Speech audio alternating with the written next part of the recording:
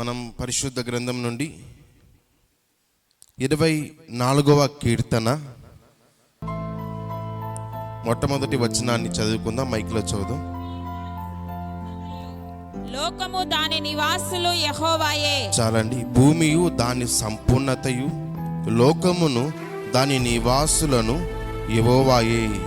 మనం జీవించుచున్న ఈ లోకము సంపూర్ణతయు ఎవరి ఆధీనంలో ఉన్నాయంట? దేవుని ఆధీనంలో ఉన్నాయి.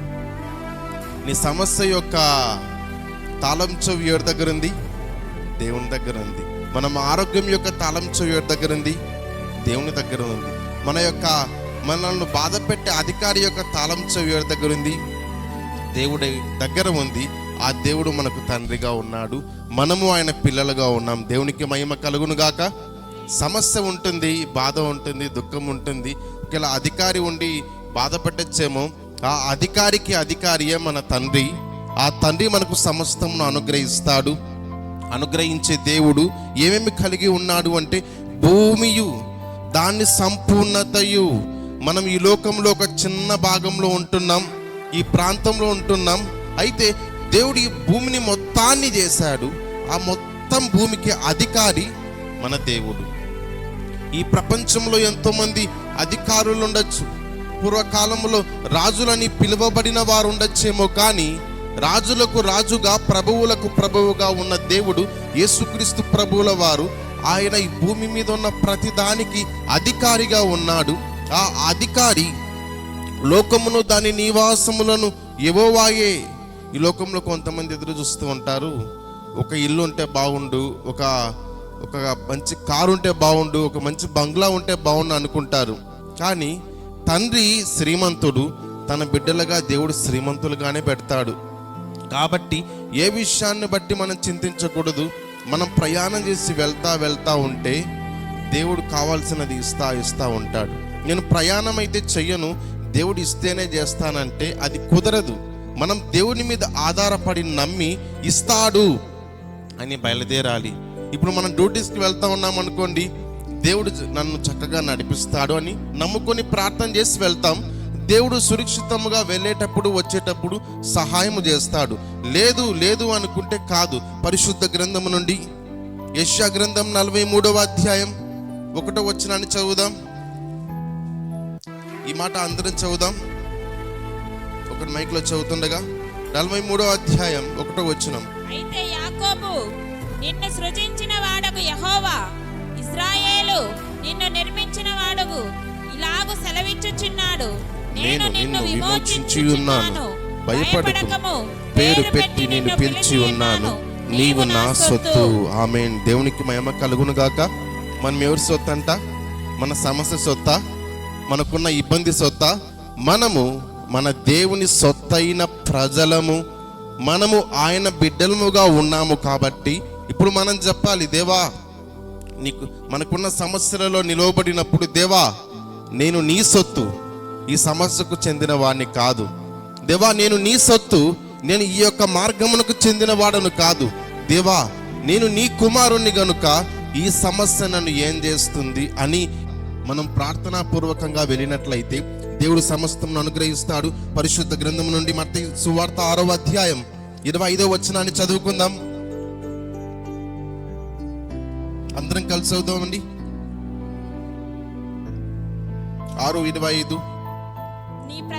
అందువలన నేను మీతో చెప్పినదేమనగా, ఏమి తిందుమా, ఏమి తాగుదమా అని మీ ప్రాణమును గూర్చైనను, ఏమి ధరించుకుందుమా అని మీ దేహమును గూర్చైనను చింతింపకుడి.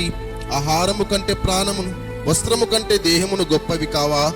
ఆకాశ పక్షులను చూరుడి, అవి విత్తవు, కోయవు, కోటలు కూర్చుకొనవు, ఆయనను మీ పరలోకపు తండ్రి వాటిని పోషించుచున్నాడు.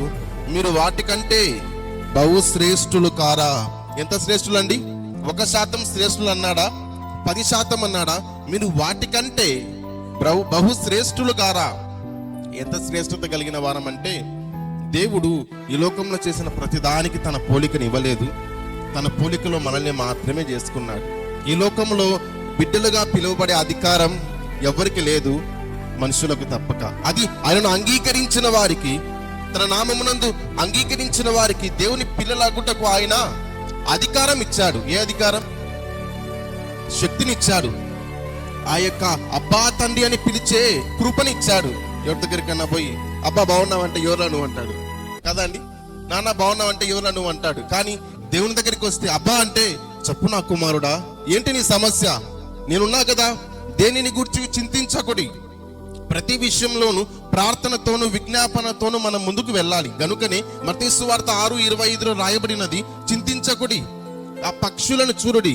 పక్షికి ఏమన్నా ఎవరైనా వెళ్ళి ఫుడ్ పెడతారా? టైం టు టైం ఇంట్లో పెంచుకునేటువంటి ఆ యొక్క ప్యారెట్స్ కి పిజియన్స్ కంటే పెడతారేమో. నేను చిన్నప్పుడు మా యొక్క రిలేటివ్స్ వెళ్ళినప్పుడు, ఇంటికి వెళ్ళినప్పుడు వాళ్ళకు ప్యారెట్ పెట్టినారు. వాళ్ళు ఏమైనా చెప్తే అదే చెప్తుంది. Talking parrot. అలో అంటే అలో అంటది, వెళ్ళొస్తానంటే బాయ్ బాయ్ అంటది. అలా నేర్పించారు. అయితే ఇంటి దగ్గర ఉండి నేర్పించేది వేరు, బయట ఉన్న పక్షులంతటికి ఆహారం ఎవరు పెడుతున్నారంటే దేవుడే. దేవుడు అంటున్నాడు, మనము వాటిని చూడాలి, మనము వాటిని చూసి నేర్చుకోవాలి. వాటినే పోషించుచున్న దేవుడు తన పోలికలో చేయబడిన మనకు అంతకంటే ఎక్కువ పోషణ అనుగ్రహిస్తాడు. కాబట్టి ఈ లోకంలో ఉన్న ప్రతి దాని పైన దేవుడు అధికారి అయి ఉన్నాడు. ఆయన అధికారం కింద ఉన్న మనము సమస్త ఆశీర్వాదమునకు వారసులవుతాము. ఒక మాట చెప్పి నేను ఈ ప్రసంగాన్ని ముగిస్తాను. ఒకానొక సమయంలో ఆ యొక్క మోషే తల్లిగారు ఏం చేశారంటే 3 నెలలు మోషేని పెంచి ఆ వ్యక్తికి కావాల్సిన పోషణను ఇచ్చి, ఇంకా ఆ వ్యక్తిని ఇంకా పోషించడానికి బ్రతికించడానికి శక్తి లేక నైలు నది అనే నదిలో విడిచిపెట్టేశారు. చూద్దామండి, నిర్గమకాండం 2వ అధ్యాయం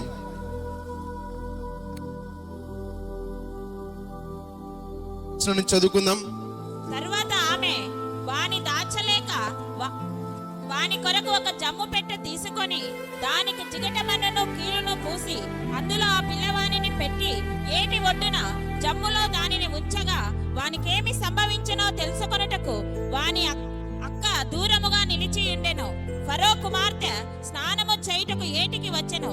ఆమె తన పనికత్తెలు ఏటి ఒడ్డున నడుచుచుండగా ఆమె నాచులోని ఆ పెట్టెను చూచి తన పనికత్తెల ఒకటిని పంపి దాన్ని తెప్పించి తెరచి ఆ పిల్లవానిని చూచినప్పుడు ఆ పిల్లవాడు ఏడ్చుచుండగా చూచి వాని యందు కనికరపడి. చాలండి, గమనించినట్లయితే ఆ యొక్క ఐగుప్తు రాజు, ఐగుప్తు అంతటికి ఏంటి అధికారి.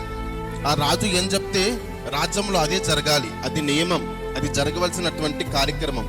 రాజు చెప్తే జరగవలసినది నిజమే, ఆయన అధికారియే. కానీ మన ఆ యొక్క మోషేకి, వారి తల్లికి, ఇశ్రాయేలు ప్రజలకు అధికారి ఆ యొక్క ఐగుప్తు రాజు పిలువబడుతున్నాడు. అది నిజమే, కానీ ఆ ప్రజలు బానిసత్వంలో ఉన్నారు.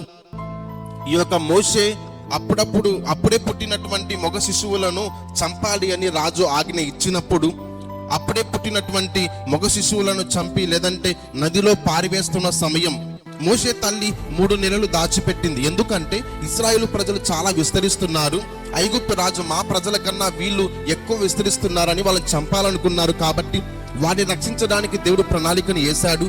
కానీ ఐగుప్తు రాజు అయితే అప్పుడే పుట్టిన మగ పిల్లలను చంపండి, ఉన్నటువంటి ఆడపిల్లలు అయితే మనకు బానిసలుగా పనిచేస్తారని విడిచిపెట్టారు.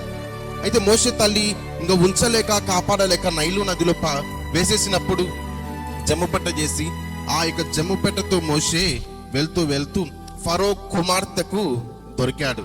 దొరకగానే ఆ బిడ్డని తీసుకొని ఏడుస్తా ఉంటే కనికరబడింది. మామూలుగా అయితే మోషే చనిపోవాలి, రాజాధికారం.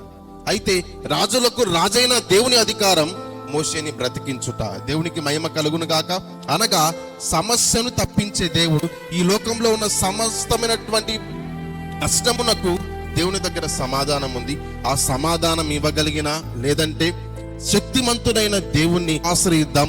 ఖచ్చితంగా మనం వెళ్తున్న మార్గంలో దేవుడు సహాయం చేస్తాడు. ఈ వాక్యం మన ఆత్మీయ మేలుకై దేవుడు దీవించి ఆశీర్వదించును గాక. ఆమేన్.